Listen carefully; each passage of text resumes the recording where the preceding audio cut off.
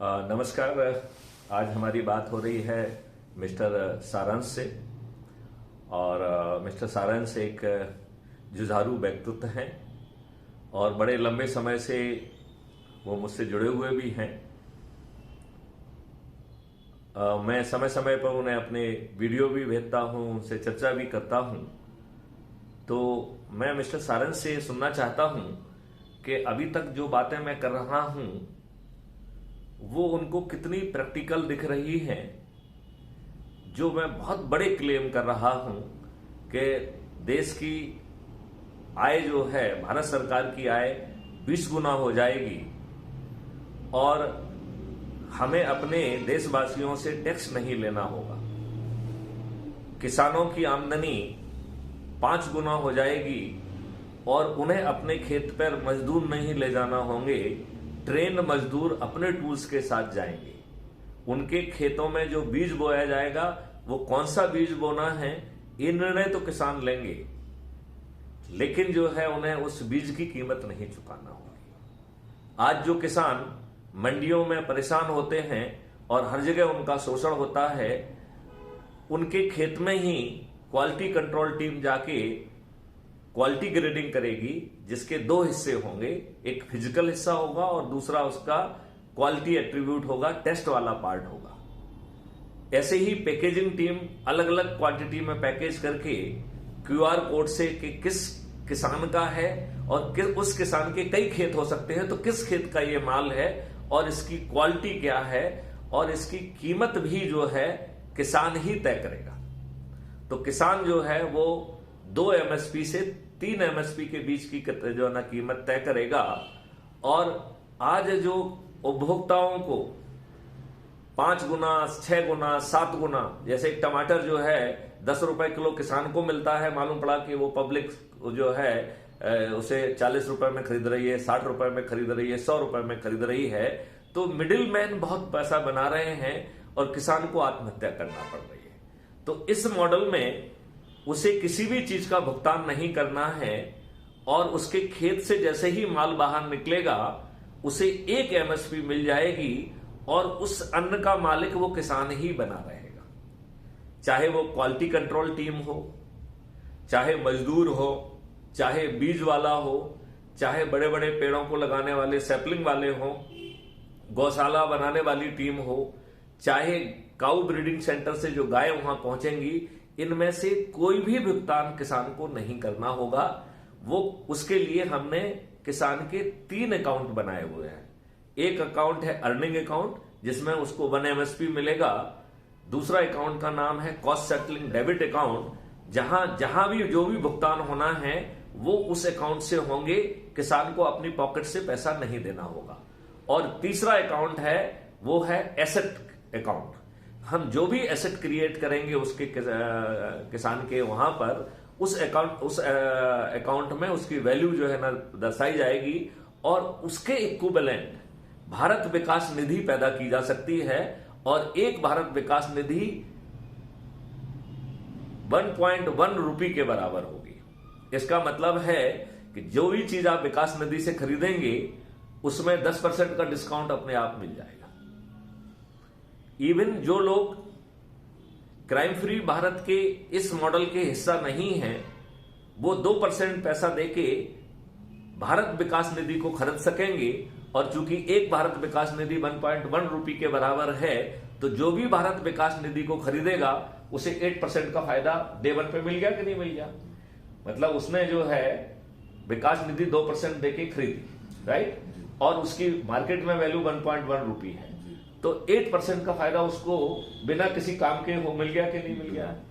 वो भारत विकास निधि से जो भी चीज खरीदेगा उसमें उसे 8% फायदा मिल गया कि नहीं मिल गया।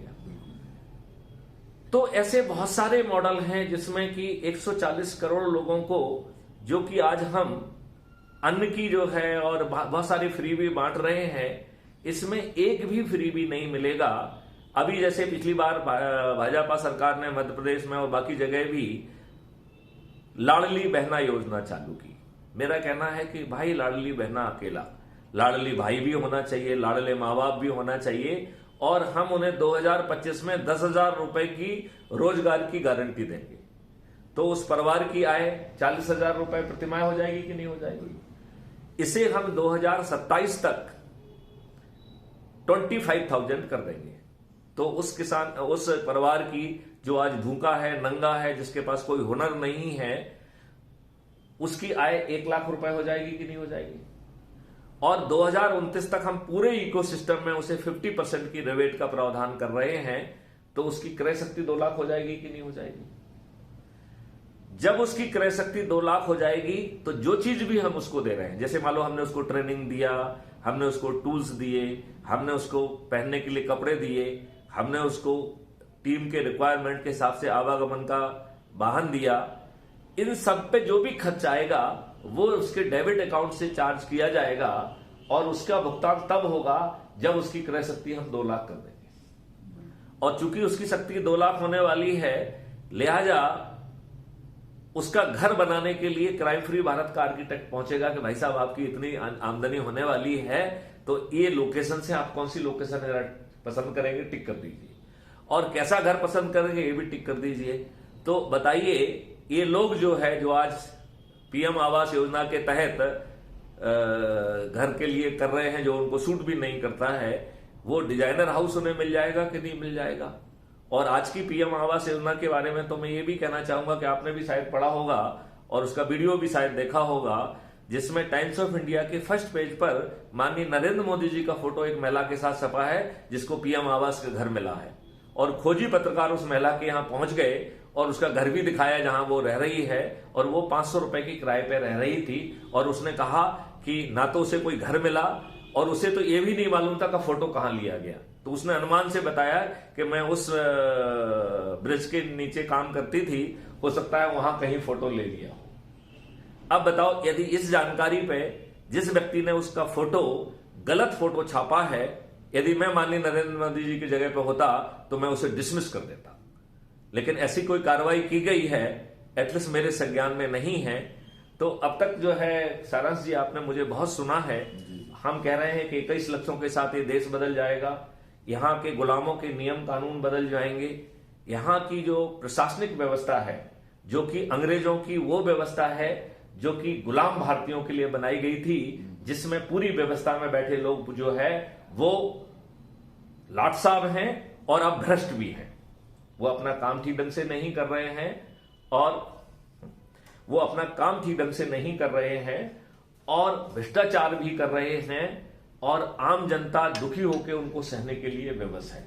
यदि ऐसी व्यवस्था पारदर्शी हो जाए, अकाउंटेबल हो जाए, सही समय पर सही निर्णय ले, गलत निर्णय लेने पर उसे अपनी पॉकेट से लाखों रुपए का कंपनसेशन देने की व्यवस्था हो, तो मुझे लगता है कि एक भी व्यवस्था में बैठा व्यक्ति लाट साहब की तरह पेश नहीं होगा, बल्कि माननीय नरेंद्र मोदी जैसे कह रहे हैं कि मैं सबका सेवक हूं, मैं चौकीदार हूं, हर व्यक्ति चौकीदार बन जाएगा, हर व्यक्ति सेवक बन जाएगा, लाट साहब कोई भी नहीं बनेगा। तो शिक्षा व्यवस्था के बारे में हम कह रहे हैं कि शिक्षा व्यवस्था बदल जाएगी, 5 सर्टेनिटी के साथ धन की वर्षा करते हुए अपराध मुक्त भारत मिल जाएगा, जिसमें बिना थाने जाए 6 माध्यमों से आपकी एफआईआर दर्ज हो जाएगी। 15 दिन में वो अकाट साक्ष्य जो है वो संग्रहित किए जा सकेंगे, जो आज की पुलिस सोचने की भी औकात नहीं रखती है। बिना कोर्ट जाए distributed video based trial system के माध्यम से 3 दिन से 30 दिन, अधिकतम 30 दिन में न्याय मिलेगा, और इसमें न्यायाधीशों की, वकीलों की कोई संख्या बाधा नहीं बनेगी, और हम किसी को भी ट्रेन करके वकील जो है ना जज बना सकेंगे, और धन की वर्षा भी कर सकेंगे। हम आम आदमी को फंडामेंटल राइट टू प्राइवेसी दे रहे हैं, जैसे सभी फंडामेंटल राइट में एक कुछ ना कुछ बंधन होते हैं, तो इस फंडामेंटल राइट में एक ही बंधन है कि यदि आप अपराध करेंगे तो आपका फंडामेंटल राइट ये सीज कर जाएगा। तो सिस्टम ही अपराधी की रिपोर्ट कर देगा, सिस्टम ही पूरे एविडेंस दे देगा, सिस्टम ही बगल में व्यक्तियों को खबर कर देगा कि इनको गिरफ्तार कर लीजिए, और जो गिरफ्तार करेगा उसे 10,000 से लेके 1 करोड़ रुपए मिल जाएंगे, जो गवाही देगा उसे 1 करोड़ रुपए मिल जाएंगे। तो 5,000 से लेके 1 करोड़ का व्यवधान होगा, धन की वर्षा होगी, व्यवस्था होगी, और बिना पुलिस पे बोझ डाले हम एक अपराध मुक्त भारत की व्यवस्था कर पाएंगे। और चूंकि हम जब सभी अपराधियों को जानते हैं और वो अपराधी यदि घर से बाहर निकलते हैं तो ये व्यवस्था ये अनुमान लगा सकेगी कि ये अपराध करने की नीयत से निकला है। और 2029 तक इस व्यवस्था में इतनी ताकत होगी कि अपराध करने के पहले उस अपराधी को गिरफ्तार किया जा सकेगा। जब व्यवस्था को इतनी चीज मालूम है तो फिर अपराधी को अपराधी क्यों रहने दिया जाए। लिहाजा जब हम सभी लोगों को रोजगार गारंटी दे रहे हैं तो हम इन अपराधियों को भी रोजगार गारंटी देंगे और उन्हें पुनर्व्यवस्थित कर देंगे। तो बताओ, अपराध मुक्त भारत, चाहे जहां पे अपराध जीरो ना हो लेकिन वहां अपराध का महसूस नहीं करेगा। अपराध यदि धोखे से घटित हो जाएगा तो उसका तत्काल संज्ञान हो जाएगा, 30 दिन के अंदर न्याय मिल जाएगा और किसी को क्राइम करके जो है क्राइम करने का इंसेंटिव खत्म हो जाएगा। पेपर करेंसी मुक्त व्यवस्था होगी जिससे कि 10 गुना ज्यादा धनराशि आएगी। तो 10 गुना राशि आ रही है क्राइम फ्री भारत से और 10 गुना राशि आ रही है पेपर करेंसी मुक्त भारत से। इस प्रकार भारत सरकार के पास 20 गुना ज्यादा राशि होगी। हमने उसमें चुनाव व्यवस्था के बारे में भी कहा है कि ऐसी चुनाव व्यवस्था होगी जिसमें एक्सपेंडिचर करना अपने आप में एक अपराध होगा। 1-to-1 कैनवासिंग जो कि सभी गड़बड़ियों की जड़ है, 1-to-1 कैनवासिंग एक अपराध होगा। तो जो भी अपना प्रचार करना चाहता है उसका कोई दूसरा प्रचार नहीं कर सकेगा, तो कोई स्टार प्रचारक नहीं होगा। उसे अपनी बात खुद कहना होगी, डिजिटल पे कहना होगी और कहने के बाद उसकी पब्लिक ग्रिलिंग होगी और उसका एक्सट्रैक्ट और ग्रिलिंग का एक्सट्रैक्ट, ऐसे 4 सेशंस होंगे। वो जो है ऐप के माध्यम से चुनाव के पहले पब्लिक को दिखाए जाएंगे, पब्लिक की क्यूज की जाएगी। यदि पब्लिक जो है ना अपने टेस्ट में पास नहीं होती है तो एक संस्था जाके उसको समझाएगी कि क्या है और जब वो पास हो जाएगा तब उसे वोट देने का हक मिलेगा। और वोट ना देने पर उसका जो है आइडेंटिटी टैग हो जाएगी और हर चीज में 10% उसे ज्यादा लगेगा। मैं गारंटी लेता हूं कि ना केवल खर्च विहीन व्यवस्था होगी बल्कि भारत में एक भी ऐसा नागरिक नहीं होगा जो अपने संवैधानिक कर्तव्य वोट देने का जो है ना पालन नहीं करेगा। आज ऐसे बहुत सारे विद्वान लोग हैं जो कहते हैं कि हमने आज तक वोट ही नहीं दिया है। उन्हें गर्व महसूस करने की जगह लज्जा आना चाहिए। बिल्कुल। एक छोटी सी भूमिका के साथ 21